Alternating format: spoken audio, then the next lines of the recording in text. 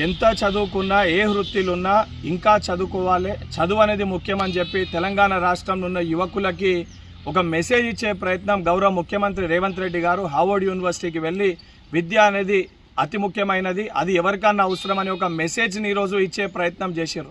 తెలంగాణ రాష్ట్రంలో ఉన్న విద్యార్థులు యువకులందరూ కూడా రేవంత్ రెడ్డి గారిని స్ఫూర్తిదాయకంగా తీసుకోవడం జరుగుతుంది. ఈరోజు సిగ్గుశరం లేకుండా 10 ఏళ్ళు నువ్వు అధికారంలో ఉన్నప్పుడు ఇతర దేశాలకు వెళ్ళి ఏదైతే ఆమ్స్టర్డామ్స్ వంటి స్థలాలకు వెళ్ళి చాటుగా వెళ్ళి నువ్వు చేసిన కార్యక్రమాలు తెలంగాణ రాష్ట్రంలో నీ సన్నిహితులతోటి ఏ రకంగా డ్రగ్ కల్చర్ని నువ్వు ప్రమోట్ చేసినా కూడా యావత్ తెలంగాణ చాలా స్పష్టంగా అవన్నింటినీ గమనించింది.